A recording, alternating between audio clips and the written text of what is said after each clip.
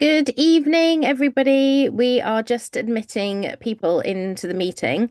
Bear with us for a few moments while we do that. It's not as simple as any of us would like. I'm Hayley Hemming, and I am here from Bristol Parent Carers, and I'm joined by Polly Kerr, who is Good going to be evening. talking just this evening.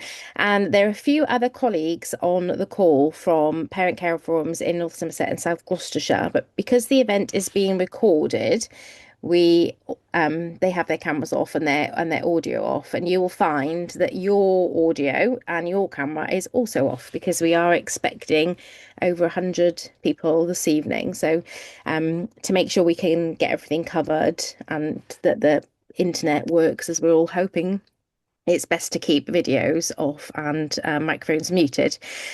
We'll just wait for a few more people to join. Um, and at 4 minutes past, I will make a start, and I'll start by kind of explaining how you can take part, because obviously if you've got your camera off and you're on mute, it can be quite difficult, can't it, to actually kind of talk to us and share your views with us. But there is a chat function. Um, Robbie's already popped something in the chat to let us all know that she's here from South Gloucestershire. So we'll just give it a few more minutes. It does look, I can't actually see how many are on the call, but it does look like we've got quite a good number already. Should we just make a start, Polly? What do you think? And Yeah, absolutely. Jenny and I can keep an eye on those kind of like coming in. So I will move us to the next slide. So, as I said, I'm Hayley Hemming, and I'm here from Bristol Parent Carers. Your microphones and your cameras will be off for the duration of the session, but please use the chat function. I imagine it will get quite busy in the chat. We will try and respond to local area type questions. So, if you've got a specific question about something in Bristol, North Somerset, or South Gloucestershire, we will try and reply in the chat, depending how fast it goes. If you have a question or thought or anything you want to share on the white paper, pop that in the chat. We won't be answering them this evening, but we will be answering them via email. And throughout the whole of the session, we'll be using some Zoom polls for you to kind of like fill in, and we'll be using the answers that you give us to complete our local area parent carer forum submission on the white paper. But there's absolutely no pressure to fill in those polls, so take part as much or as little as you want to. We know that many of you will probably have children at home. I know that Polly and I both have children at home this evening, so do whatever works best for you, and I will hand us over to Polly. Thank you very much. Good evening, everybody. So yeah, just picking up on what Hayley said about children, I'm a SEN parent myself, and I do have a 9-year-old with autism and ADHD, hopefully not running around in the background, but it doesn't matter how many times you sort of say the red sign is on the door, please don't come in. Every now and then a little head pops around the door. So hopefully he will listen this time, but I can't guarantee it. So I'm a partner and head of education and children's rights at Simpson Millar, and I've been speaking to parents. It feels like forever, but only since February when the Send white paper came out. This evening, I've been asked to come and essentially just talk you through some of the main points of the white paper. If I was going to go through absolutely everything, I'd be here forever. But firstly, I will just give you a heads up on what the current position is. So what's happening as of today. What are the SEND reforms? And we call them SEND reforms because that is the phrasing used by the government in the consultation. It doesn't mean that anything is changing. I will talk you through that. It doesn't mean it's changing today, but they are called SEND reforms. So I will continue to use that language for consistency. Why they're happening? So why now? When we can expect them to be implemented, and how they'll work in practice. And I will try and cover that as far as I can and with as much information as we have currently. So the position today, nothing has changed. And that's one point that I really need to make very clear because this has caused a lot of anxiety for parents. A lot of you have worked really, really hard to support your young people. Your EHCPs are hard fought and won. And when the white paper first came out, there were a lot of questions and people saying, well, what do I do now? We're like, well, at the moment, nothing's changed. We still have the Children and Families Act. We still have the first tier tribunal for appeals with all the bells and whistles of what you can appeal currently. We still have Section 19 provision for children who are out of education because of ill health, permanent exclusion, or otherwise. And there is still the opportunity to judicially review decisions in relation to Section 19 or failure to secure the provision, I should say, in Section 40, in Section F, Section 42 of the Children and Families Act. All of that is still in place and nothing has changed as yet. But what happens next? Now we have the white paper, and the white paper is essentially a document over 100 pages which sets out what the government thinks is going to happen next. So their plans, and that's what we're essentially being consulted on. And the white paper itself is called Every Child Achieving and Thriving, which I think we can all agree is an aspiration, which is fantastic. You know, we want to see every child achieve and thrive. And so at some points during this session, it might sound like I'm getting a little bit cynical. I'm a lawyer. We do that sometimes. And it might also sound like I'm just being a little bit negative. But I would like to say this from the start, that the thrust of the white paper is positive. You know, there's positive intent behind it to the extent that it aspires for young people to achieve and thrive. We have the consultation, and I've put in here some documents relating to that, because unlike a lot of white papers, we actually got all of the easy reads and accessible versions of the consultation out at the same time, which is unusual and was a pleasant surprise and saved everybody quite a lot of time trying to get their heads around it quite quickly. So I've put the names of those documents there for you so that if the slides are shared afterwards, you'll be able to access those and have a look at them. Okay, so the summary of the proposed forms. Firstly, there is an introduction of new national inclusion standards, which I'll speak about in a bit more detail. And there will be accompanying duties for schools. And I say for schools because a lot of this moves responsibility and accountability over for provision from local authorities to schools. And I'll give you my views on that as we go through. It's intended to have a consistent universal offer to support all children with SEND, not just young people who might otherwise have an EHCP. And crucially, it introduces a 3-tier model of support: targeted, targeted plus, specialist. Now, just to pause there for a moment and say, the wording's slightly unfortunate, because the first thing that a lot of people who are old enough, like me, to remember SEND support and school action plus, that was straight away where everybody's mind went. Well, haven't we seen this before? You know, now it's just called targeted plus. It was school action plus. No, we haven't seen this before, because this is intended to put in place a structure which is, say, legally enforceable. Again, we'll touch on the legality and enforceability of this later, but it's intended to put a much beefier structure in place. And there will be nationally defined specialist provision packages, so SPPs, to standardise support across areas of need at specialist level. Now, the difference between this and what we have currently is that specialist level is the point at which a young person would receive an EHCP. And the white paper and accompanying documents specifically say that that would be reserved for young people who are the most complex and severe. So targeted is for children and young people who have an individual support plan, which all young people with SEND will have. And that is essentially developed with parents, and that is the first layer of support that young people would receive. Targeted plus is when we start to see an engagement with experts, the new experts at hand service, and potentially including access to support bases and that kind of thing. And then into specialist, which I'll go into in a bit more detail later. Thank you. So what does this mean for EHCPs? It's a reordering of processes and priorities. And what I mean by that is that there is a shifting of accountability and responsibility for putting special educational needs provision packages together for young people before they hit specialist level. That moves from local authorities over to schools. And the consequence of that is that many young people are likely to lose their EHCPs. And the government has an ambition to reduce EHCP numbers by 50%.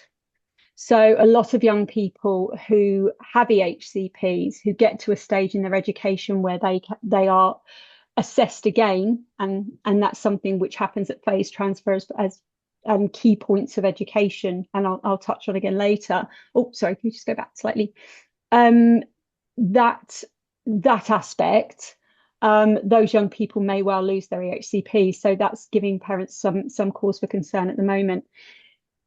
The hurrah moment for me is that there is going to be a uniform EHCP format. I don't know whether anybody here has experience across different local authorities, but working in a national law firm specialising in education, I can tell you now that every local authority approaches EHCPs differently, despite there being a statutory process and a statutory and you know, all of the documents and bells and whistles that say this is what should go in an EHCP. Every local authorities look different. It's a bit of a nightmare. So there is going to be a uniform format for those, and there will be a process for transitioning young people who will lose the HCPs to ISPs. The changes don't take effect until 2029, 2030. And I mentioned before, I'm a SEN parent, and I worked out that my son, who's currently in year 4, in theory, should get to the end of year 11 before he is reassessed. So post 16 should be our crunch point, which is why tactically parents will start having to consider moving their children's schools, because my son, for example, we're in a local authority where we still have a bit of a blurred 2-tier, 3-tier system. And he mentioned to me the other day, if he goes to a school in year 7, could he move to the upper school in year 9? And I said, absolutely not. You know, we're not taking any chances. You'll stay put. And that is because I'm now thinking, can I minimise transitions so that we don't run the risk that he is then assessed earlier than the end of year 11? Thank you. So, independent special schools. The national inclusion standards will apply across the whole system, and that includes independent special schools. And at the moment, these schools play a hugely important part in delivering specialist school places, which would otherwise not be available within a local authority. Many local authorities do not have the places themselves, which is why ultimately independent special schools have sprung up all over the place and deliver very, very good provision. The issue is that they can be very expensive. And this is meaning that local authorities, when they're looking at the pennies and the pounds, are saying, well, hang on, we're paying a lot of money for these places. So the white paper suggests that independent schools will not, special schools will not be able to register as independent special schools or receive state funding. So they can't receive children with state funded placements unless they meet the national inclusion standards. So what does that mean for the independent sector? Well, it may well mean that there is a lot of bartering that goes on. Local authorities may barter down fees. Special schools and independent schools are still seeing the VAT biting for example, particularly in mainstream independent schools. And they may well see that local authorities are simply not going to pay for those very expensive places. And if they don't meet the national inclusion standards, whatever they end up looking like, then they wouldn't be registered anyway. There is an increased expectation of outreach and short-term placement support. So that means that it will no longer be an expectation that once a young person is placed at an independent special school, that they would remain there. It may well be the case that that is a short-term placement to get some intervention. We don't know exactly how that would look like, but it's certainly mooted within that consultation, within that white paper. And finally, there would be an implication for special schools within a more consistent national framework. So essentially, it's trying to bring the independent special schools in line with a broader national framework. Thank you. So what are these national inclusion standards? Well, they are said to be grounded in clear evidence-based practice. Now, at the moment, we don't know. Sorry, did I just see a hand go up, Hayley? Sorry, is that my fault? No. Oh, there is a hand. Yeah, Jenny. No, Jenny? Shall I carry on? So there is the national inclusion standards are said to be grounded in clear evidence-based practice. We don't know what that means at the moment. What we do know is they're putting together an independent expert panel to draft the standards and the specialist provision packages. They're essentially going to oversee that process. Now, Tom Rees, who is the CEO of Ormiston Academies Trust and the Department for Education's Inclusion Czar, has been announced as one of the co-chairs of this independent expert panel. When I last looked, and I did think I was going to do it today and haven't, but when I last looked, they hadn't appointed the second co-chair.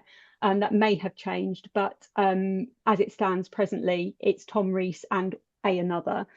And then the panel will be made up of somewhere between 5 and 8 other appointed members. And those adverts are actually out at the moment on the government website. So this is something which is basically a fait accompli, I suppose, because the government are already looking to appoint members from education and the social care sector.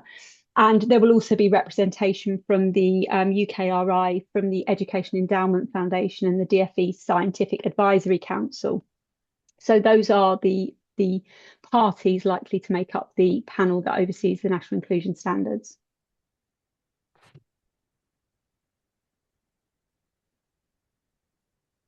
Thank you. So what are the school inclusion duties then? How is that going to work? Well, they're certainly going to be strengthened from the perspective of the government. So it looks as though it will be built on existing reasonable adjustment requirements. So schools already have a requirement in law to make reasonable adjustments for anybody with a disability. And there is a shift towards putting more responsibility onto schools. And part of that will be because there is an injection of cash right at the start. You know, the more money you've got, the more you can do for young people, right? Except that cash doesn't go very far. However, that is certainly what I'm expecting to happen. I expect that the bar will potentially shift higher for what we see as reasonable adjustments. So whereas currently schools can say, well, actually, we can't make that adjustment because that's not reasonable. With more funding, more training, everything else going in, we may see that bar shift slightly. So it's harder for schools to argue what is reasonable and what isn't. And my massive concern about this, all of this, and the thread that runs through it is actually by shifting the duty over. One of the concerns of the government, and I mean they've been very unkind about lawyers. They think we're all out to just make money out of poor parents, and of course we're all saying the same thing here, which is we have massive concerns about certain aspects of this. But one of my concerns is that at the moment, part of the issue with the adversarial nature of the system is that the law is there, but it is not properly applied by local authorities. And what that means is that you end up arguing with local authorities as a parent. If you shift that initial responsibility over to a school who has to look after your child day in, day out, who you have to work with day in, day out, who you have to have a positive, constructive relationship with where possible, aren't you just shifting the adversarial nature of the system and the relationship with local authorities over and potentially causing that adversarial relationship to fester on the ground, which is directly impacting the young person? At the moment, they're a step away with those arguments and those discussions, that tribunal going on with local authority. And I appreciate a lot of you will have your own experiences and difficulties with schools as well. And I'm not saying that doesn't happen.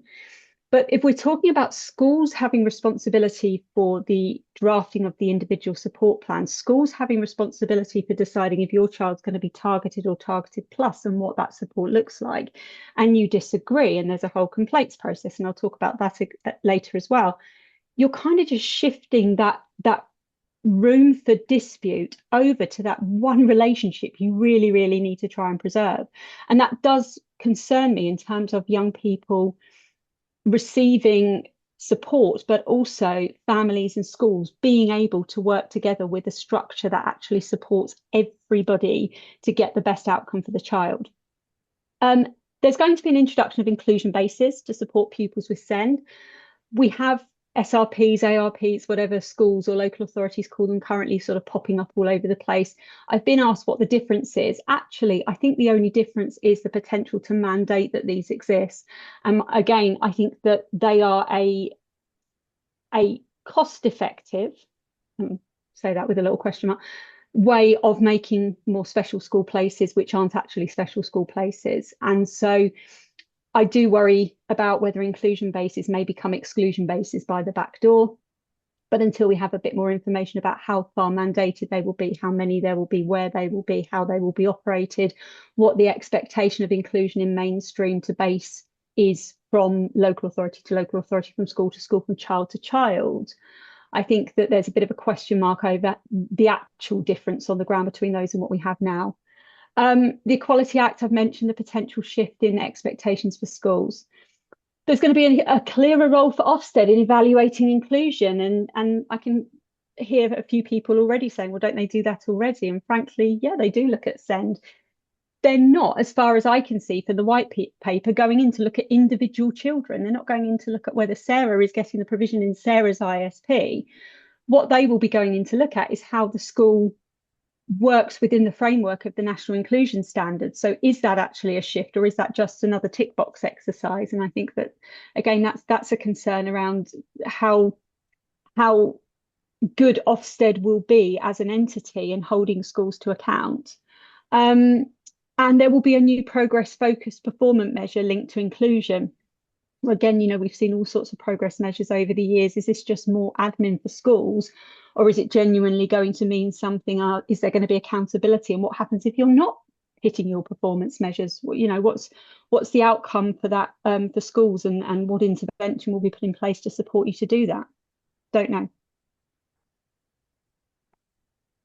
Thank you. So the changes on the ground, well, undoubtedly, and probably overdue, the SEND Code of Practice will need to be updated. We've had it now for 11 years without any amendments, so it will need to be updated. All staff will receive government-funded SEND training, and that is supposed to happen sooner rather than later. So they're not waiting for all of the reforms to go in. That money is supposed to be going in now. It's 200 million for the staff training itself. How far that will go, how specialist that training will be, what that training looks like. Will schools buy into packages? Will everybody receive the same training? Will it be a postcode lottery? Don't know. It identifies new developmental areas, which include, and really interestingly, executive functioning, which, I spend a lot of my time talking about executive functioning. And I think it's an area which has been long sort of lumped in with other things, but stands to sit on its own now as an area of need, which is quite important. But also looking at motor and physical, sensory, speech, language, communication, social, emotional needs as developmental areas. And there is supposed to be a strengthened focus on mental health support. And I think we can all agree that that is overdue and needed.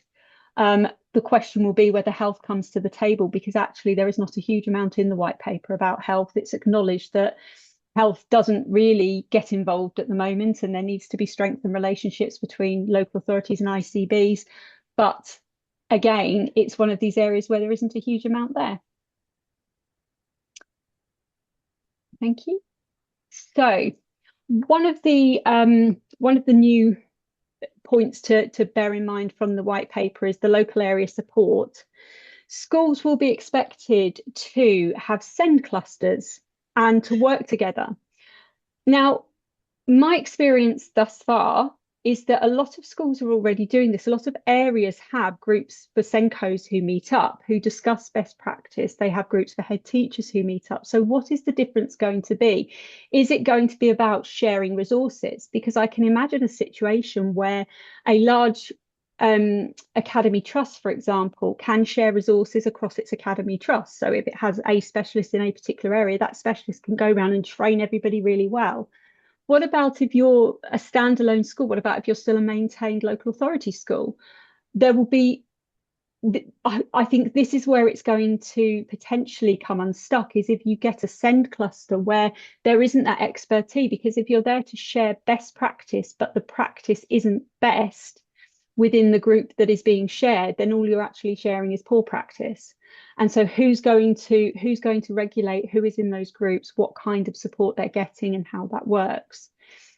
As I said previously, there is an expectation of better collaboration between local authorities and ICBs, and I think that is long overdue. But also, I was around for 2014 when the law changed, and that was what we were essentially told was going to happen with the HCPs. It was education running through the spine, that health and social care were coming to the table, and that hasn't happened as fluidly as one would have hoped, I think. So yes, the prospect of having better collaboration between those entities is very positive.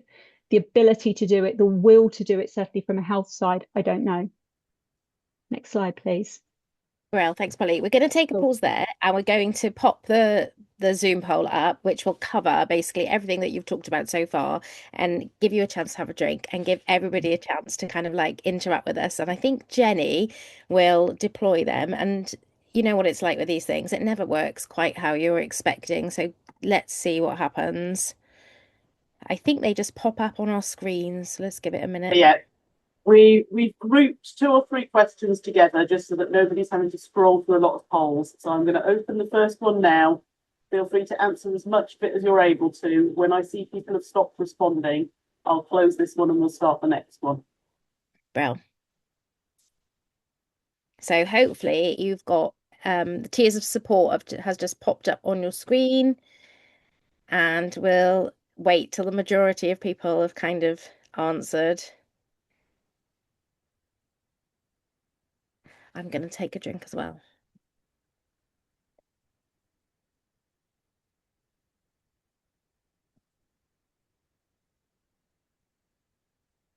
So it asks, how do you feel about the proposed tiers of support and the kind of system, that upside down triangle that Polly showed us on one of the first slides?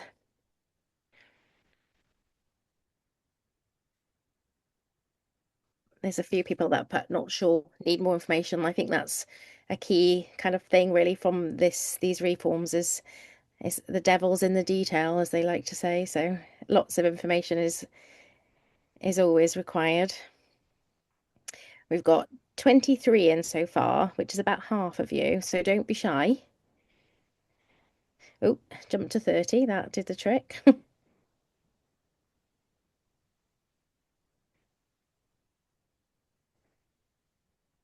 A couple of people in the chat saying they can't see the slides or the questions. The questions should be popped up as a little pop-up window. So it might be that if you're looking on your web browser and you've got a pop-up blocker on, you might need to check that. Otherwise, you might need to tab through windows just in case they're sitting behind something. I don't know if anyone's on their phone. Sometimes that can alter how things look as well. Doesn't quite work how you'd expect.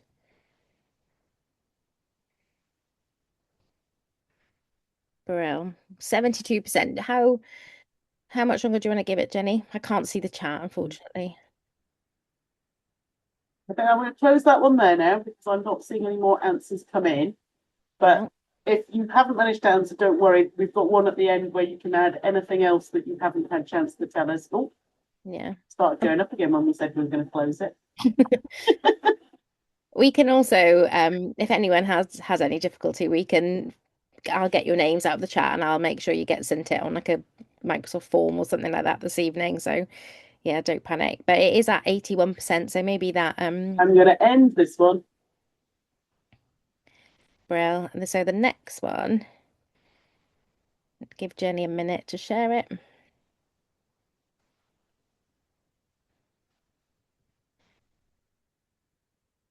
So the next one's just popped up. Hopefully you can all see that. It's about individual support plans. So what matters most for individual support plans to work well? And we're asking that you select the top two things that you think would make sure that they could work well. But if you can't pick, then feel free to select more than two if you can. It also may limit you to say you can only pick one. It works differently on different devices, unfortunately. And if you don't think anything of the polls are the right answers, feel free to just pop any thoughts in the chat, because at the end we'll cross-reference the chat with the timestamps of what we're talking about this evening. So we'll be able to correlate what you've put in the chat with the questions that we're sharing on the screen. So if you're looking at these options and thinking, actually, none of those things are what I think matters most, I think something else would be fantastic, then just add that in the chat. We're at 42. It'd be good if we could get to 80 again, like the last one. We've been asked to give people a little bit longer to type in the longer answers. Longer answers, fair. Can't all be speedy typers. Also, don't worry about your spelling. Lots of people always feel under pressure to spell things properly. It doesn't matter. This is not an English paper. Just type. Pretend like you're on your phone to your friends. Makes it so much easier. I think my colleagues on the call would say I take that advice too literally in my emails.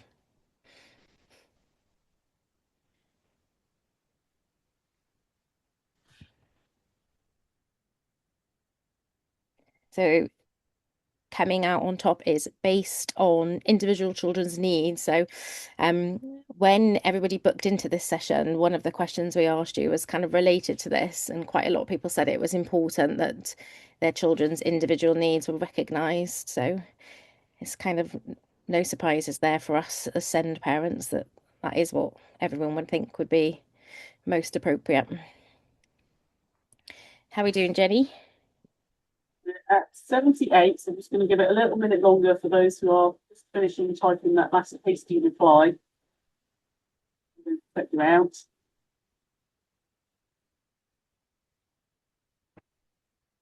80%. To 80, so I am going to close this one. As Hayley says, the chat is still there. If there are more things you want to add, please do carry on.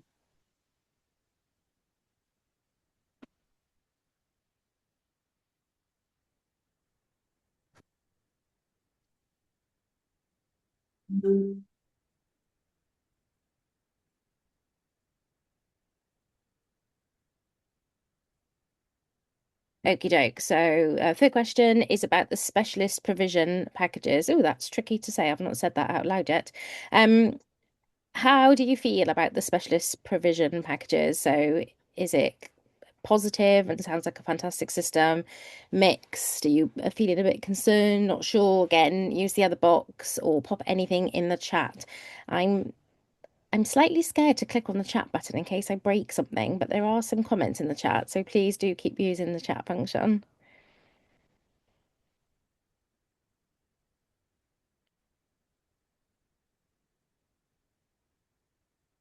16%.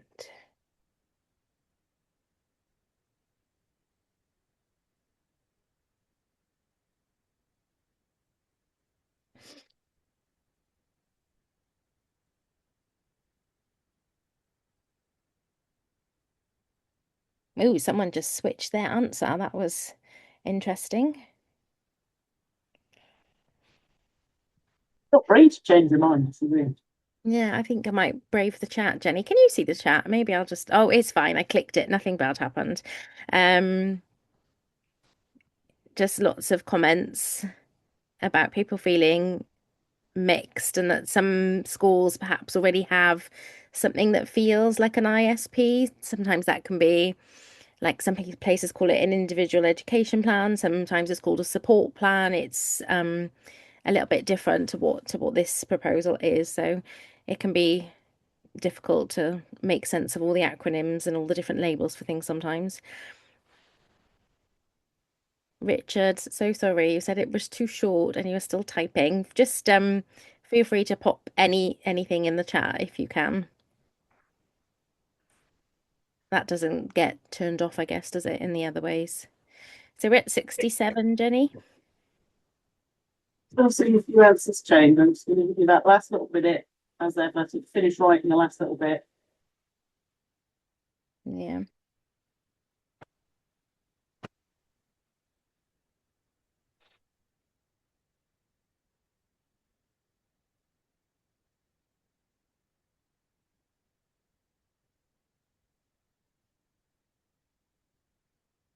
Great. 76, Jenny. I think we're ready to end there. So if you press submit, there. On. Great. It's still on my screen, Jenny. Will it just go away?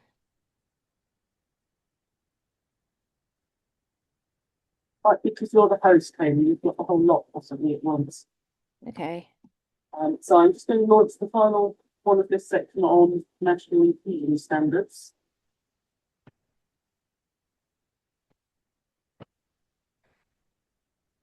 Okay, so how do you feel about the proposed national inclusion standards? Do you want to recap us, Polly, on what the national inclusion standards are? Yeah. Can you not? Oh, can someone unmute, Polly? Oh, sorry, Polly. I thought you.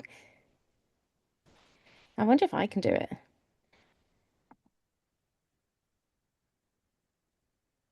Thank you very much. Sorry, that was my fault. I happily muted myself so that you couldn't hear me slurping away at my drink, and then I couldn't unmute. Yeah, so the national inclusion standards are effectively going to be a set of those guidelines. Guidelines on steroids, I suppose. They're going to be very, very clear standards that all schools and further education colleges have to comply with. We don't know specifically what's going to be in them as yet. They're going to be put together and overseen by the expert panel, with Tom Rees at the helm as one of the co-chairs. And essentially, they are a framework to hold schools and further education colleges to account. So when we talk about Ofsted coming in to look at inclusion, they will be looking at schools' compliance with the national inclusion standards. And that seems to underpin everything, including whether independent special school can register as an independent special school and whether it can then receive state funding. So they're going to be very, very important. There is limited information as yet on what they're going to be, like a lot of things within this paper. But essentially they underpin the framework of inclusion into particularly into mainstream school. I think we will see that they will become very, very important.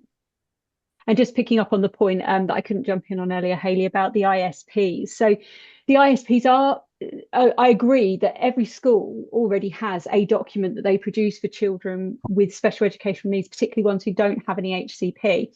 And those documents, some call them one plan, some call them IEPs, some call them pen portraits. It depends on the school.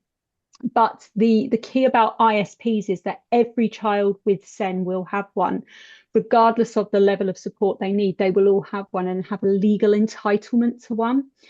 We don't know how that will be enforced. We don't know what accountability and enforceability will look like, but they will be legally required and schools will have to produce them for every child identified with special educational needs. It then feeds into the targeted and targeted plus tiers. And what that means is that schools will then be looking at those tiers and the provision that they can realistically put in place around it from within those tiers, the experts at hand at targeted plus, for example. And the ISP will, we think, set out firstly the tier, but then identify the type of support. Now, one of the issues that we have with these specialist provision packages, for example, is whether if you are a young person with a particular need, so we have lots of young people who have autism, ADHD, and lots of different needs, and you could have 10 children all with a diagnosis of autism, and every single one of those child needs something different for provision. What we don't know is how you'll be able to move between those specialist provision packages. Will you be able to cherry pick bits from each of them? And one of the massive glaring omissions for me, well, apart from the fact that the document was horrendously drafted and looked like it was drafted and just released the night before, there is a document sort of as an initial draft of what SPPs might look like. And they go down to the minutiae of breaking apart different types of presentations. So the one that I'm particularly focused on is the externalizing behaviors around social, emotional, mental health. So externalizing behaviors and internalizing behaviors. Now, as an example of a diagnosis which may lead to an externalizing behavior, which one would assume is the more negative type behaviors we see, it sets out autism, ADHD, and gives various other examples. Internalizing behaviors very clearly says autism, just completely misses ADHD out altogether and moves on to social communication needs. Now, for anybody who has been following ADHD for a number of years, you will know that girls in particular have a presentation, or more likely to have a presentation, where those needs are internalized. And so it begs the question, well, are we now going to roll all of that research back around those kind of conditions because we can't see that externalized behavior from ADHD? I don't think that's intended, but it just, for me, it demonstrates a lack of thought around certain aspects of these proposals, really. I think that's coming through very strongly in the polls. We've got quite a lot of people here saying that flexibility for individual needs and accountability when needs are not met are their top two. I haven't seen any movement on this poll for a while now, so I'm going to close this one. I think Robbie had a quick comment before we carry on with the presentation. Yeah, I just wanted to Well, say that there's some really great questions coming through, and just wanted to let you know that we'll be gathering all of those questions and putting those to Polly, and a response will be going out in the next couple of weeks. But there are some really helpful comments as well. I think, Julian, you mentioned that on a DFA webinar last week, they said that the specialist package was about creating a national standard for provision in schools to prevent the current postcode lottery of standards for provision, and children within the specialist tier would get access to parts of that package of provision, which was your comment is a really contradictory answer. Ollie, have you got any comments on that? Yeah, I mean, I think we hear a lot about this postcode lottery, and the whole point of this reform is to create more equity within the system. One of my responses has been, for example, taking the experts at hand. We already know we've got a massive shortage of experts. And are we saying that we are going to pay experts extra to move to certain parts of the countries where there is less experts than there might be elsewhere? That's something which doesn't appear to have been looked at. And it's the same with the special provision packages, where if you're going to create a national standard of an SPP, okay. And if you're saying, well, your child gets that particular package, and if they get that particular package, this is what they'll get.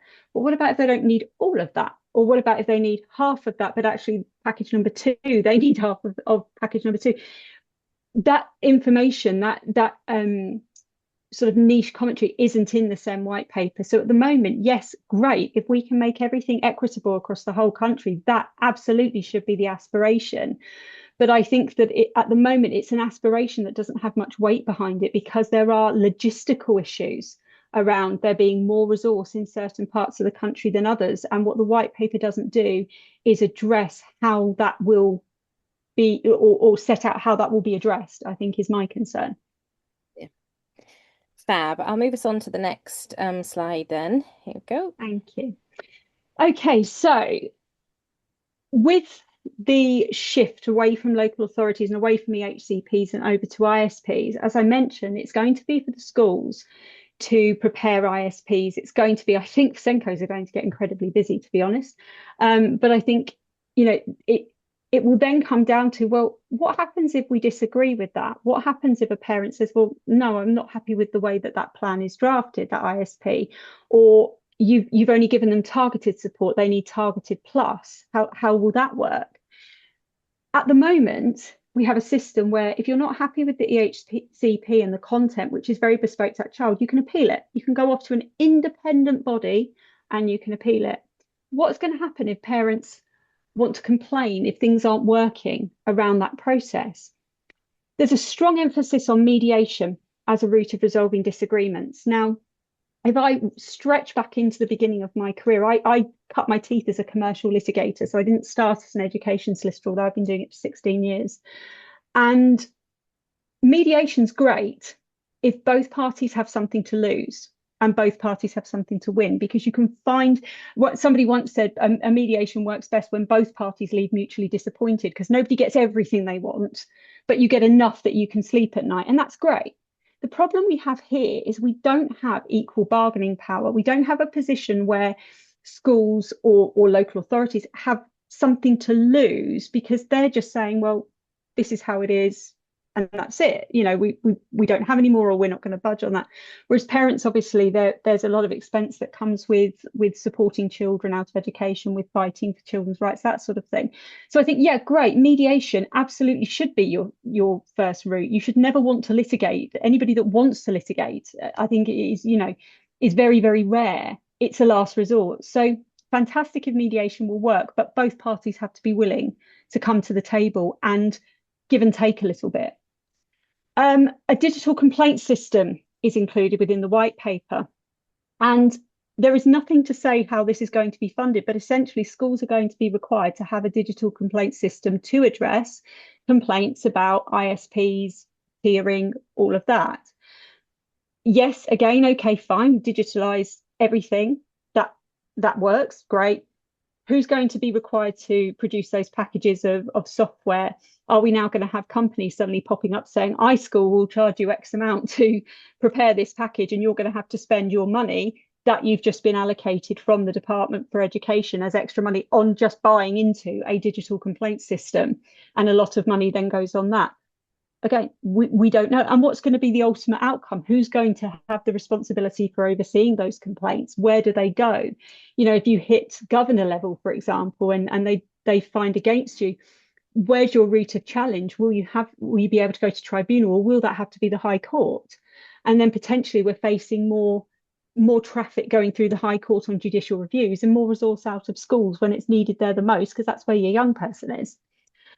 There is a really obvious push to avoid tribunal escalation, and I'll talk about the watering down of tribunals' powers in a minute, but this is a huge area of concern for parents and for lawyers. And this is where we got a bit of a hard time in the press as lawyers, because Bridget Phillipson, the Education Secretary, said, you know, it's all about lawyers cashing in and charging parents X, Y, Z. I work in a law firm that does a lot of legal aid and legal help work, you know, so we're all saying there is a problem if you can't hold local authorities or public bodies to account in an independent way. There is a problem, but there is an intentional shift away from engaging with tribunal. And I think the most important question remains of how parents will raise these concerns, because okay, you've got this complaint system, you know, but how is that process going to work? Who does the complaint start with? Is it going to have to be the SENCO? Is it going to be the head teacher? Is it going to be a specially appointed governor? Will there be independent review panels like you have with the exclusions process? It's silent on that. It's just, you know, it's a nice idea that we don't go off to tribunal. Okay, where do we go then? We don't know yet. Next slide, please. So first tier tribunal, a lot of you on the call, I'm sure, will have had some experience of this.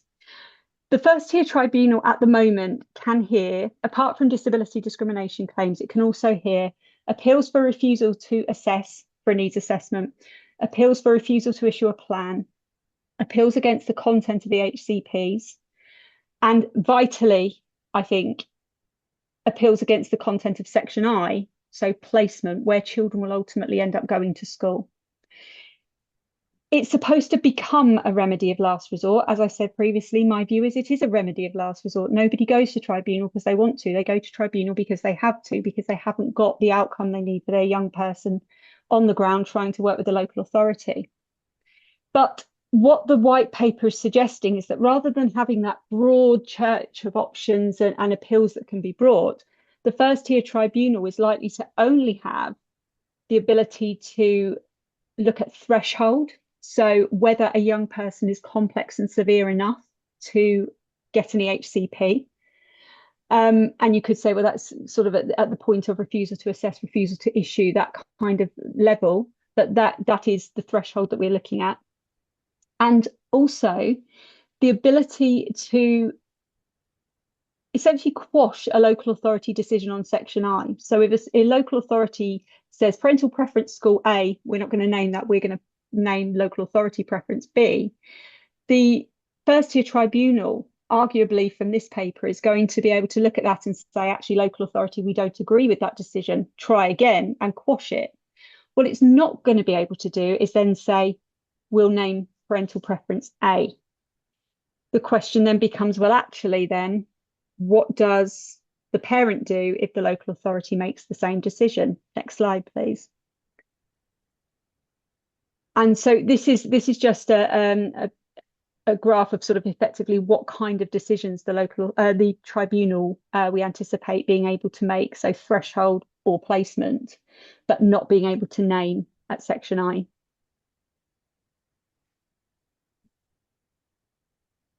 We can all share this later as well, Polly. So, but yeah. Brilliant. Thank you.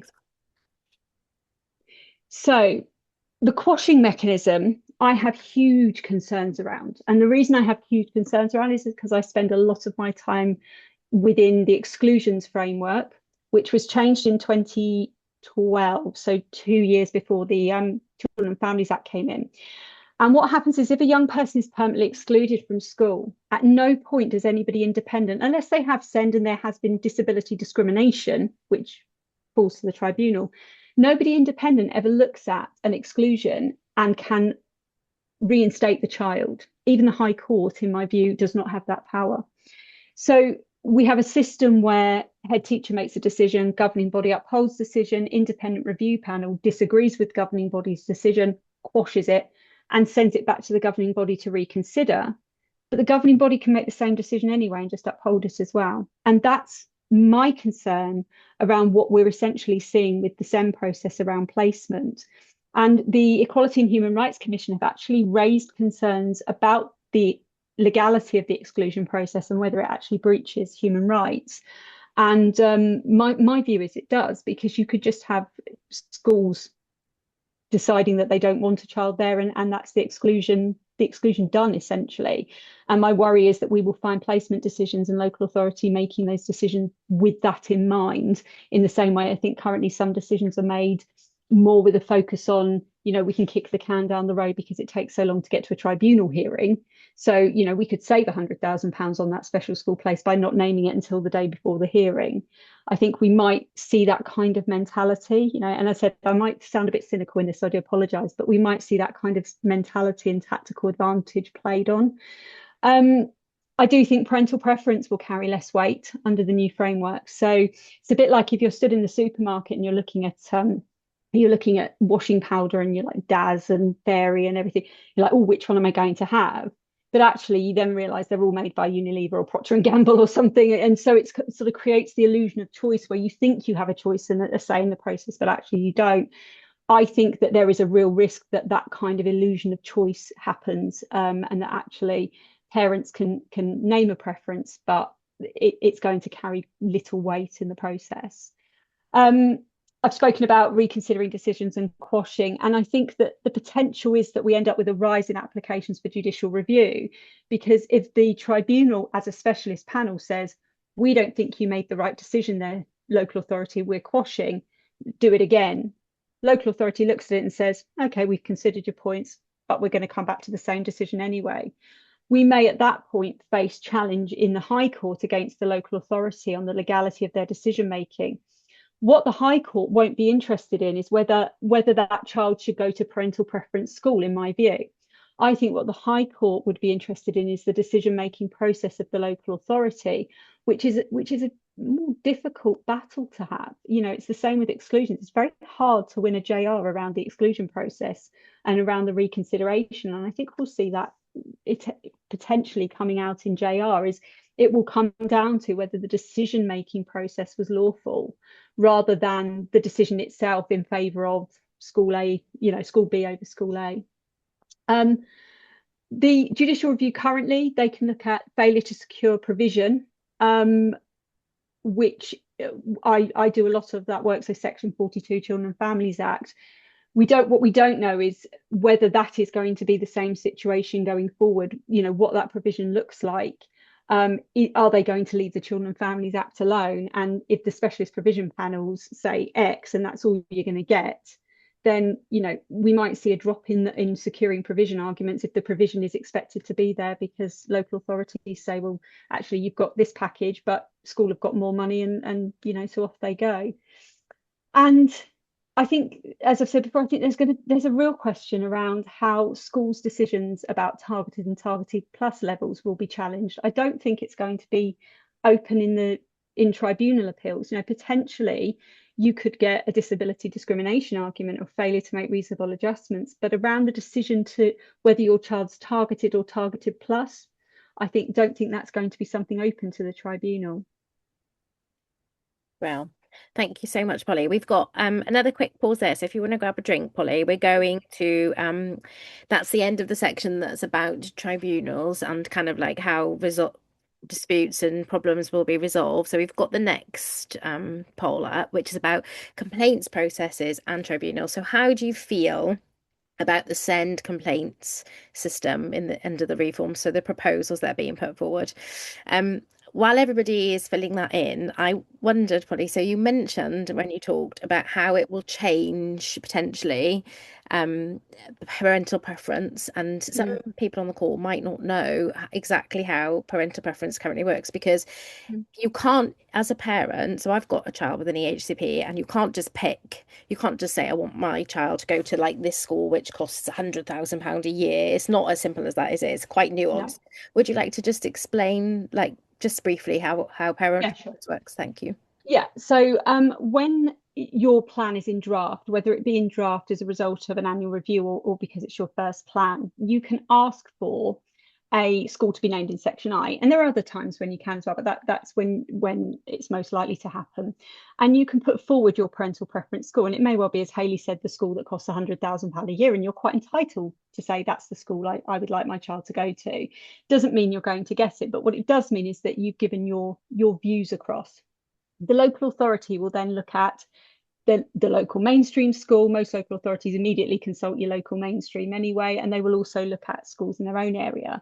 And then they will decide which school they're going to name in section I. Now, firstly, on the consultation point, because I think this is really important, what a lot of parents think is that if a school comes back even robustly and says we can't meet the needs of that young person, so if your £100,000 a year school came back and said, yep, we can meet need and we can take your child, and the local authority's maintained school comes back and says absolutely no way, no how, and I'll explain the reasons they can do it in a minute.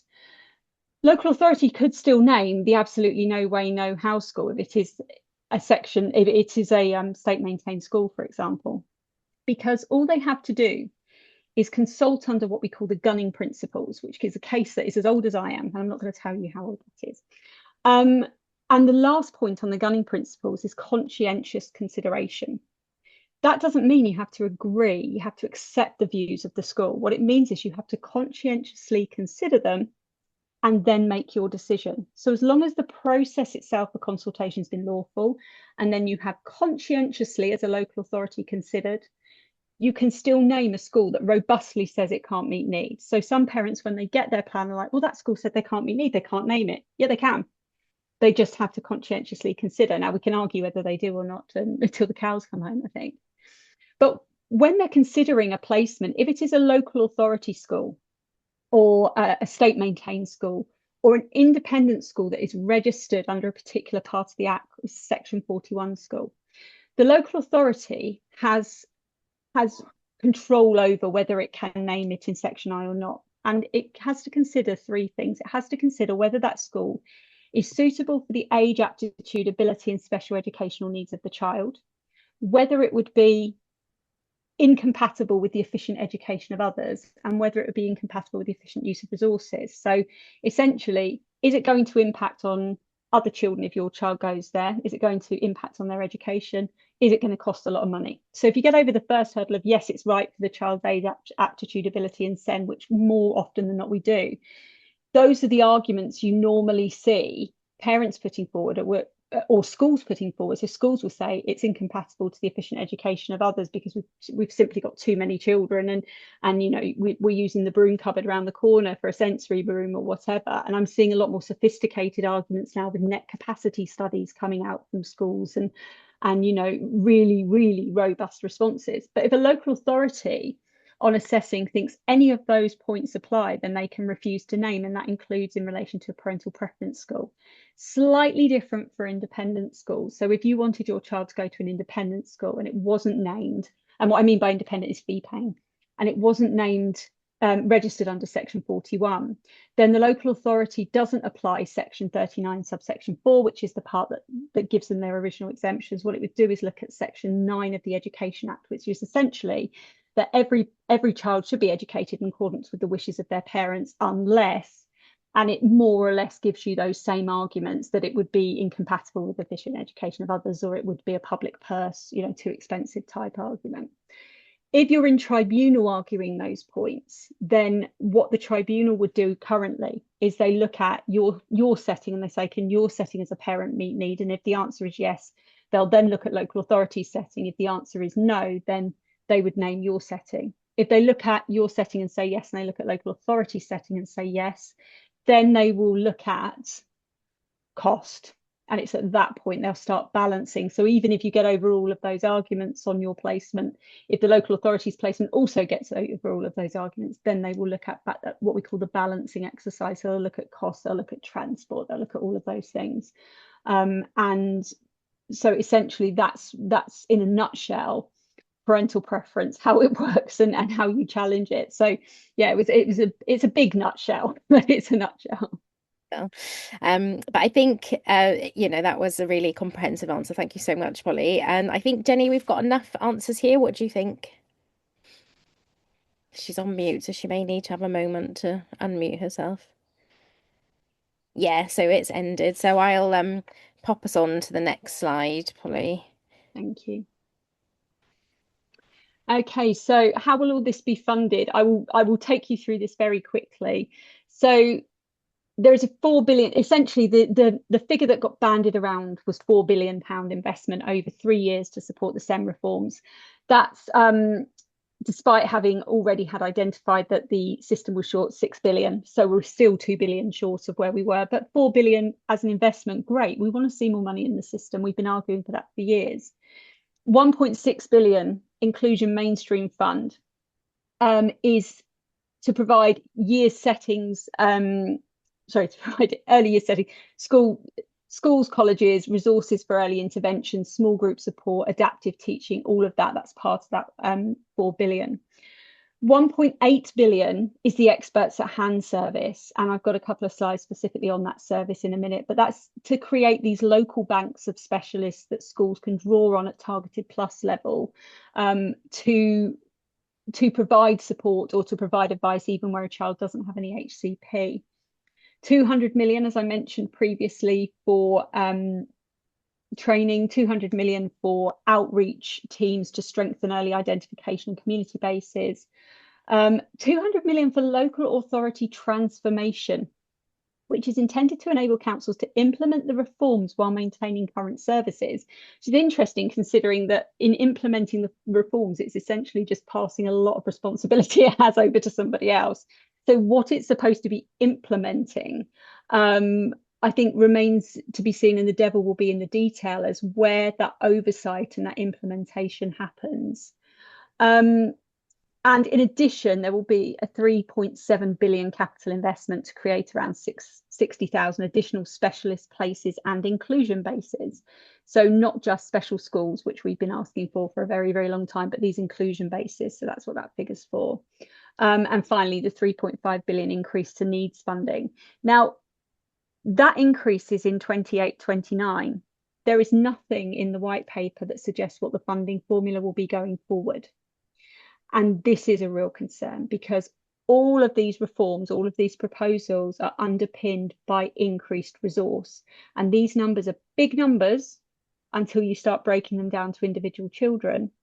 But also, they're one-off big numbers. They're not year by year big numbers so far as we can see. And I think the funding formula is going to be absolutely crucial to this whole process. Well, I move you on, right, Polly? Yeah, please. So experts at hand. Now, this is a brilliant idea in theory, although some might argue you already have it because schools do have the ability to contact local authorities to pull in resources through the EP service, speech and language, occupational therapy, that kind of thing, except that there aren't enough specialists, and that's a real problem. So this 1.8 billion national investment over 3 years is to create these local banks of education and health specialists. They'll include SEND teachers, SALTs, OTs, EPs, and they're supposed to be on demand for every school, right? So regardless of whether a child has an EHCP, if they need a timely early intervention, that should happen. Again, those experts are already within local authorities, so why isn't this happening? Question mark. They're intended to support, to provide support aimed at preventing escalation. Now, I read this as escalation to EHCP, actually. When you start breaking down what they're preventing, it's not escalation of a young person's behaviours necessarily. It seems to be escalating to more provision. That may become clearer when we have some more information, but at the moment, that's how certainly I'm reading it, because they want to reduce the pressure on statutory processes. And they're a hugely important part of the wider SEM reforms. So we say they're designed to strengthen inclusion. They're designed to support children in the mainstream environment and to keep them in the mainstream environment if possible. And again, I think we can all agree inclusion's great if it works for that child. But is that resource going to be there? Will there be this consistency? Will there be the specialist help without delay, which is what this service is supposed to provide? Next slide, please. I've probably already covered this, but we then have these quite significant concerns, and this is one of the pillars on which this system is built. So if it topples, we have a problem. We already have a severe workforce shortage, so that might actually make the whole service unworkable anyway, right from the outset. Professionals are already severely stretched, and if you start putting more and more pressure on the professionals you've already got, what's going to happen? They're going to leave. So you could end up with an even bigger hole in what is already an overstretched and under-resourced workforce. The timeline is unrealistic. So, yep, let's try and train up all of these EPs, these SALTs, these OTs. If we've got, golden handshakes offered, I don't know what they might do. Golden handshakes offered to young people that want to go and specialise in speech and language or occupational therapy at university, great. But we're talking 3, 4, 5 years to get to a level where you can be an expert. Plus, that's probably just to cut your teeth, really. So having all of this in place by 28, which is when the experts at hand service is supposed to be operational, well, that's 2 years away. So we've got a bit of a problem. There's a hugely high rate of vacancies within key professions. So I've put there the TES reported a 17% vacancy rate in speech and language therapy posts. So we're already 17% behind where we should be. And then we've got to find more. So you're already at a deficit. How are we going? If you can suddenly plug that gap, well, great, you've plugged the gap that we've currently got, but you haven't built on that. So if you need even more experts, which I think you will, to make the system work, again, where are they? And health service engagement and accountability, it's not really addressed very well at all in the white paper. And as I said before, the whole promise with the EHCP was everyone working together, including health. They're now saying, well, that's not working, so we're going to change it. If health don't come to the table, then actually we're no further forward with that engagement at all anyway. Next slide, please. We're going to jump in again. Sorry, Polly. Cool. So this is last but one poll now. So this slide is the last slide on experts at hand. So it'd be really great for us to kind of understand what families think about this offer, because it does sound like a truly fantastic thing. And who doesn't want an EP or an OT or speech language therapist in every school helping every child? But as Polly's kind of explained, it's not really that simple, and it may not pan out in the way that's kind of intended. So it'd be really helpful to know how you feel about the proposals at experts at hand. And again, if the kind of predetermined answers that we've chosen don't fit you, just pop anything else into the chat, because it's complicated, isn't it? It might not be as clear cut as I feel really positive or I feel a bit worried. So feel free to just use the chat, and we'll give it a couple of minutes to kind of settle in. And recently, I want to say like maybe 4 or 5 days ago, there was an update on the experts at hand's guidance documents, and some of the local authorities in the southwest now know the exact amount of money they'll be given to kind of facilitate this, which is helpful in terms of planning. But and it sounds like a lot of money on paper, but when you actually work it out per school in Bristol, I'm not sure about the other local areas, but it works out to be about £14,500, because we've got 163 schools in Bristol. So it's sounds fantastic, and I often think, I wish my son had easier access to a speech and language therapist when he was younger. But there are still lots and lots of questions, aren't there? There are, and I think one of the points will be, is it going, how the funding formula works for all schools. If you've got a school with a higher proportion of SEN young people than another school, is it going to be the case that the funding formula will work on a sort of say bums on seats basis, or on a SEN numbers basis, so that the school with higher levels of SEN is going to get more resource?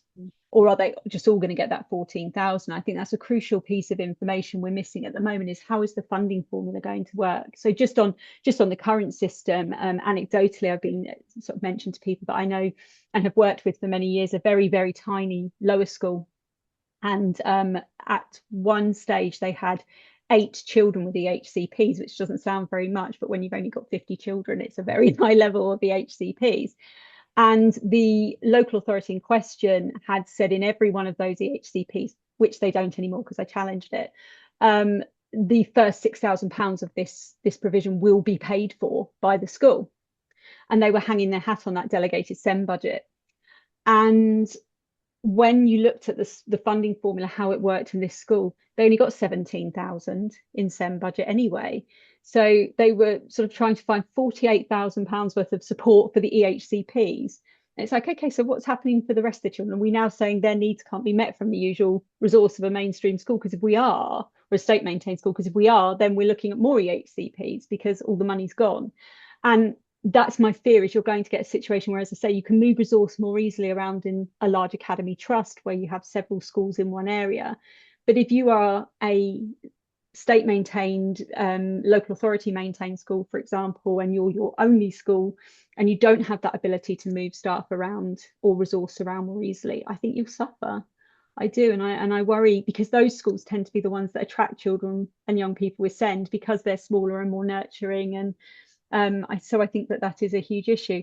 I also saw just again anecdotally, I saw pop up on the chat, somebody said maybe SEN TAs and TAs should be used as experts. And funnily enough, my eldest son is currently working 4 days a week as a SEN LSA in a school. He's doing a history PhD, but he's working 4 days a week as a SEND LSA. And he's currently being trained by an NHS speech and language therapist to deliver speech and language interventions. And he's received a really, really high level of training, to the point where I've been sort of like, they've been in that many times to support you. But I mean, he's very good and he's very diligent. And maybe that is part of the answer, is get these experts in and really vigorously train people and give them that training on the ground, because then if the interventions are working, then the experts can be more widely used. But unfortunately, I don't think that's consistent. Yeah, it's just one of those things, isn't it? We need to kind of wait and see what happens, what further information comes out. So we've got about 76, Jenny. So are we okay to end the poll? I'm going to end this one, and we're going to leave you now till the end of the presentation, and then our final poll we'll leave open just for a few minutes while we let you have any final thoughts or anything like that. Well, okie dokes, fantastic. Thank you, Jenny. I will move us on then, Polly. Okay. So why the change now? Funding pressures, I think, is absolutely the main driver behind all of this. It is about where the resource is coming from, where the resource is being applied. We've heard all about local authorities having SEND deficits written off. Nobody's actually talked about how much transport costs. Nobody's talked about transport procurement processes. Transport is one of the highest costs local authorities can have. And procurement remains an issue for me. I've seen lots of local authorities where we've been doing cost balancing exercises where, they're paying ridiculous amounts for taxis because they went through a procurement and tendering process, and all of their taxi drivers, have to have wheelchair training and have to have epilepsy training, except that your young person doesn't have either. And so I think that funding pressures hasn't really been considered fully, because the transport element, I think, is a huge pressure on local authorities and will continue to be potentially. Compliance concerns, so local authorities not complying with the law, that we have seen an increase in judicial reviews. I mean, a day doesn't go by when we don't get, the best part of 10 to 15, sometimes 20 inquiries about JR. And I think that just goes to show that the law is there, but it's not being applied in the right way. Inequality of provision we've spoken about. So postcode lotteries, provision from one school to the next being different, provision from one local authority to the next being different. Negative school and local authority experiences have driven this. I don't think that is going to be resolved, particularly not with school, through this process. I think it will get worse for schools and parent relationships. But they are looking to improve the outcomes for young people. It is aspirational. We've got to applaud that. We've got to say, great, but you've got to do it properly. And you've got really one shot at this. It's a sort of once in a generation shot. And if they get it wrong, it will be a big problem. Next slide. Yes, please. So what's missing from the white paper? Independent schools, and I mean mainstream independent schools. It's like they don't even exist. So there's a special talk about the independent special schools, but independent schools which play a huge role, particularly for our more cognitively able young people who need that small environment but need a mainstream curriculum. They're not really referenced, and certainly, you know, when you're looking at mainstream provision, targeted plus, and all of that, then where does an independent mainstream school fit into that system? Children missing from education and the OTIS, again, totally silent on this. We've got lots of young people who are either on EOTIS packages written into plans, who would arguably be complex and severe. If you're out of education and deemed, you know, inappropriate to name any school in your plan, then you must be complex and severe. I think, you know, it would be difficult to argue otherwise. But those children who are unable to access education, for whether it be for a short term or otherwise, those section 19 kids, not really thought about. And it's a huge issue if you're going to aspire to put more young people into mainstream schools and include them in mainstream schools, you have to get it right, because otherwise you end up with young people out of school.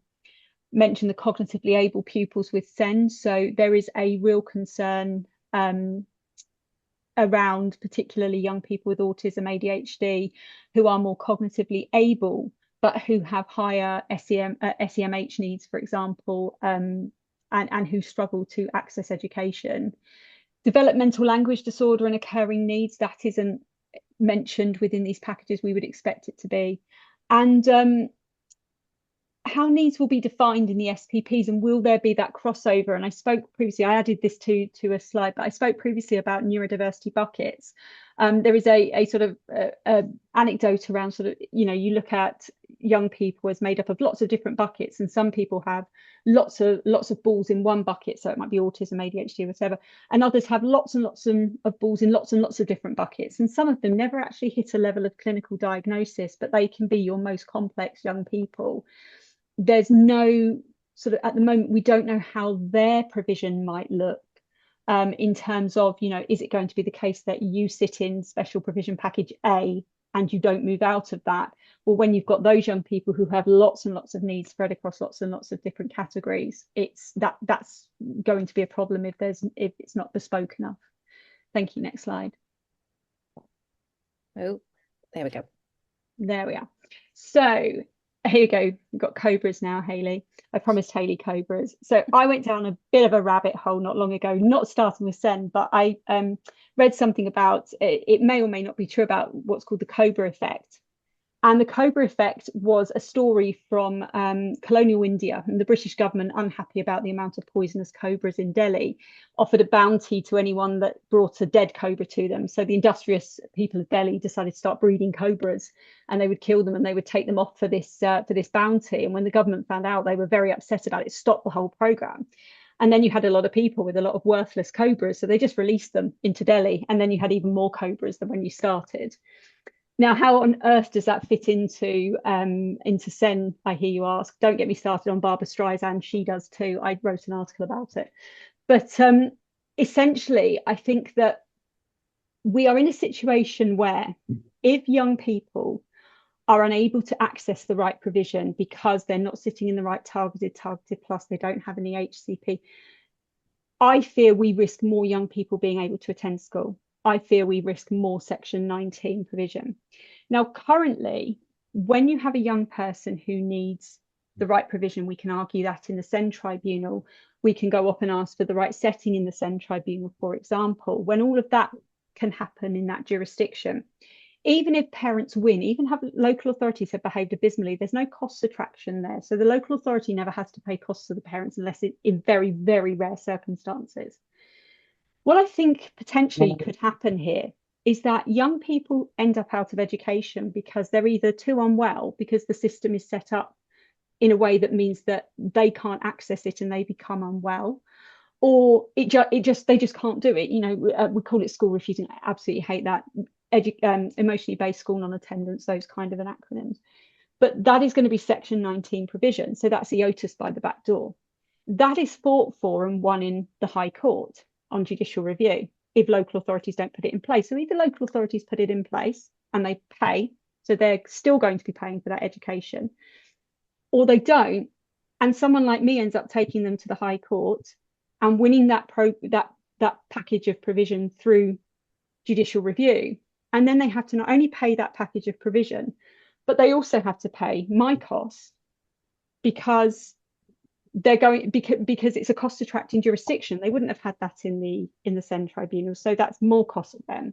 Oh, and also for the government, that's because young people under the age of 18 in particular, when you're a child, automatic right to legal aid for judicial review.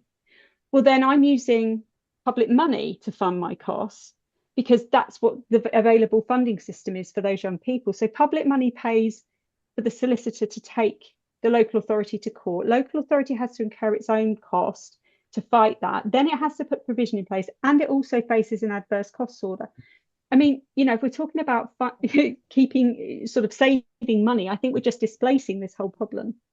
That's just one example I've got.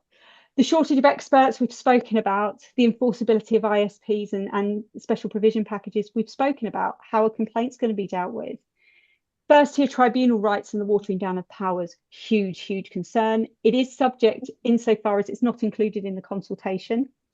It is subject currently to a legal challenge. Initially, the government came out and said, well, it's not in the consultation because we've already decided that and we don't have to consult on the decision we've already made.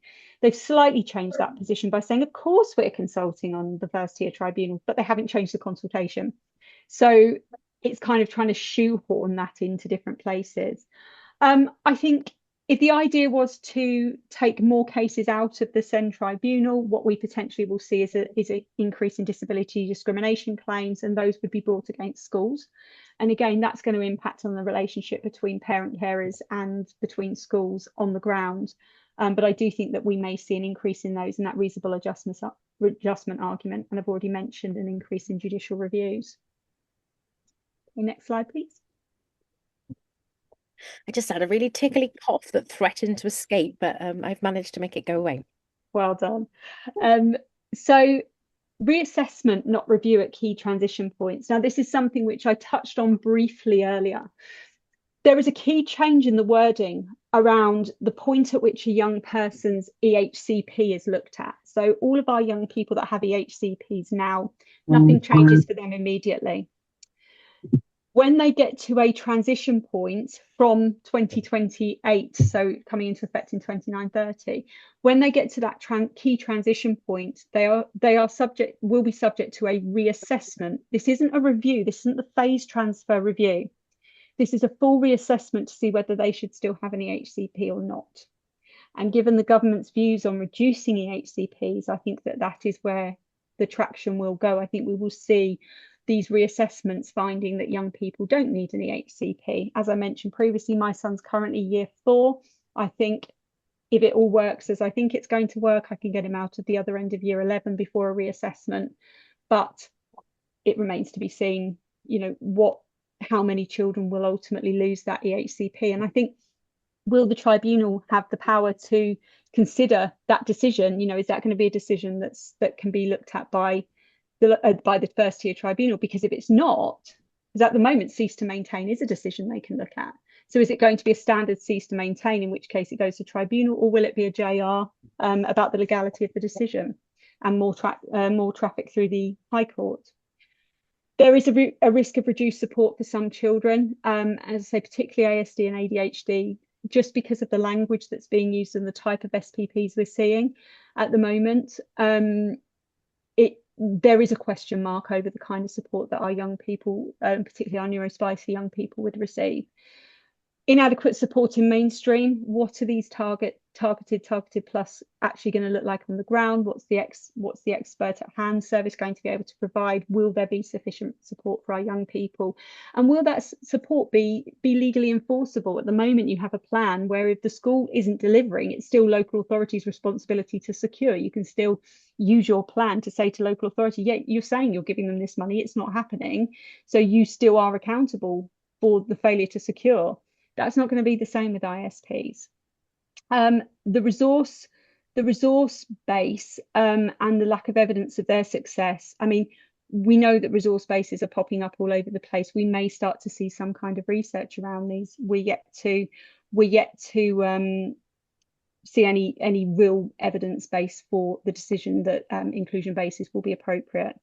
Impact on parental rights and school choices. As we've mentioned, we discussed parental preference, and I think that the enforceability of or the challenge of decisions where parents can bring that challenge is going to be limited, in my view, and intentionally so, unfortunately.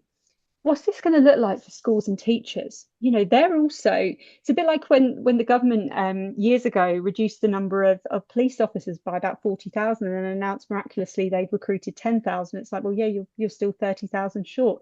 We have a problem with teacher recruitment and retention.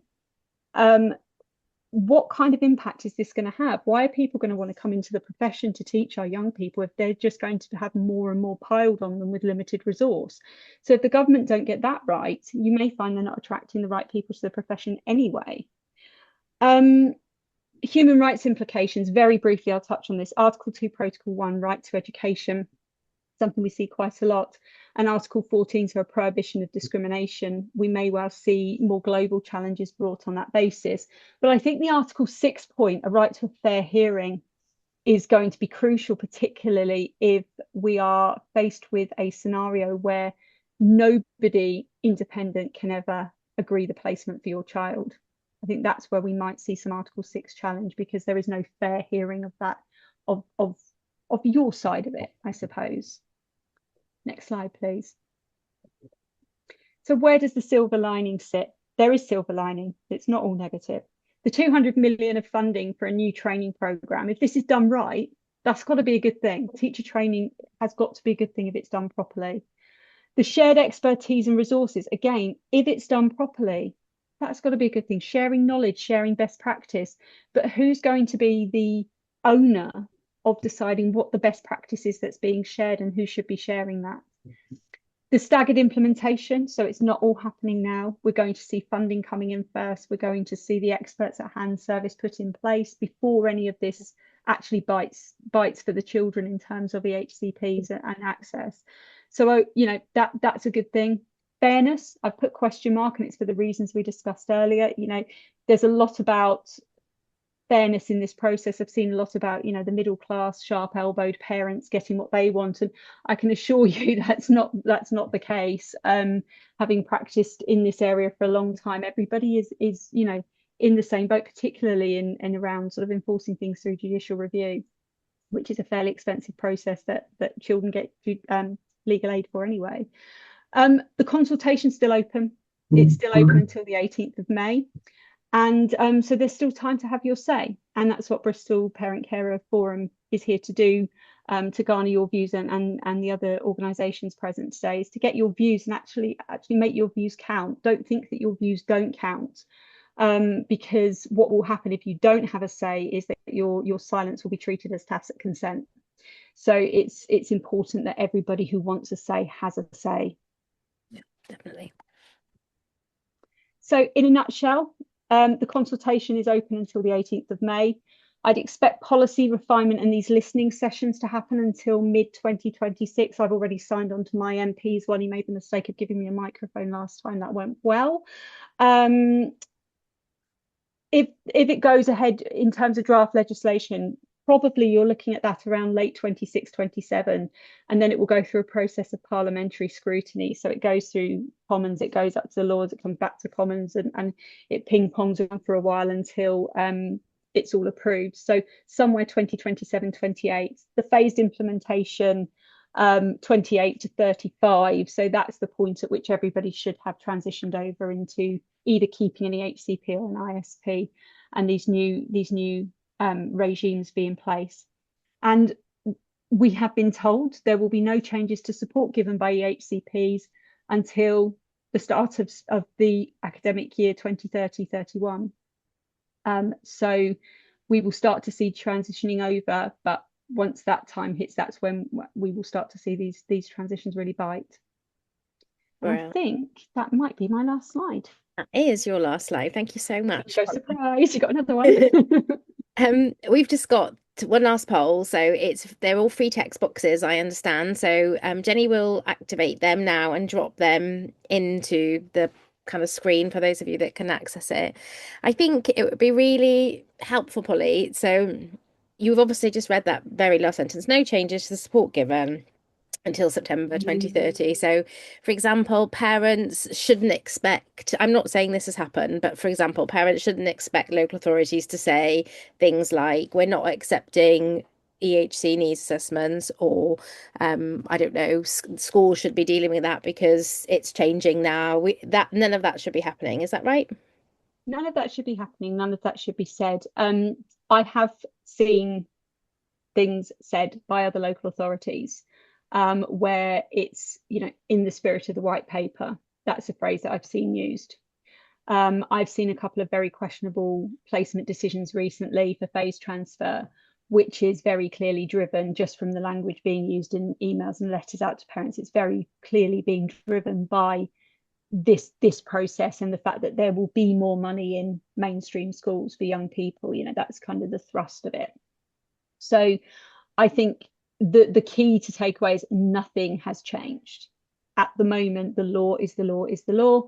Yes, most local authorities breach it, but we have a framework that we can nail our colours to the mast on and say this is what you should be doing lawfully.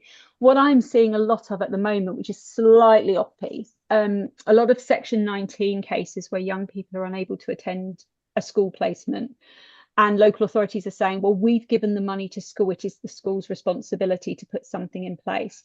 Oh no, it isn't. If a young person is out of school for 15 school days, whether it be on top of each other or spread out, or it looks like they will be out of school for an elongated period of time, so it doesn't even have to be your 15 school days, the local authority has an absolute and non-delegable duty to put in place a suitable education for that child, and that should be full-time, where a child can tolerate full-time or whatever that child is able to do. So it's a suitable and appropriate education. But do not accept and schools, to their credit, are saying, oh well, the local authority, they have given us money, so we can put this in place, and it's 2 hours a day, and isn't that fantastic, because that's the money we've got. And I've had quite a lot of conversations with schools recently where I've said to them, well, actually, it's not your responsibility. If that's all you can do, fantastic. We'll take it while we can get it in the short term, while we fight with the local authority. But they're responsible for putting this provision in place. And this is what I was saying about walking into a nest of cobras. Is if you don't get this right, government, you're going to have a lot of kids that can't access education in a school setting. And then when they're out of education because of permanent exclusion, illness, or otherwise, all of those things of which potentially, and I mean, question whether otherwise will be significant breakdown of trust between parents and schools, for example. If you end up in that position, then it's for the local authority, unless they change the Education Act and Section 19, it's for the local authority to provide that education. And I don't see the Education Act changing anytime soon. We've had it since 1996. So, ultimately someone has to be responsible for the education of young people. Yep, brilliant. Thank you so much, Polly. So nothing changes is the kind of like key takeaway. We can leave the poll up on screen because they are free text boxes and people will be typing away, which is fine.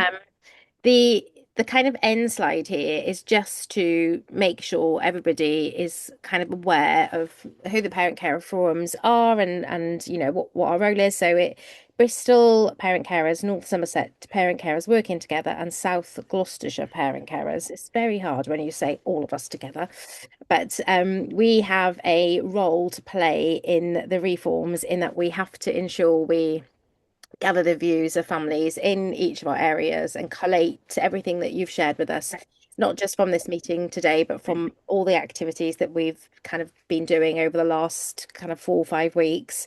And we'll be sharing a response on behalf of the local area. That's not to say that families shouldn't also submit a consultation response if they are able to. And we'll send you a link to the consultation so that you can fill it in, and the kind of everything you need is there. But if you do need any help to do that, just get in touch with your local parent carer forum. Our contact details will be on that email that gets sent out. and then we can make sure that you've got everything you need to kind of fill that in.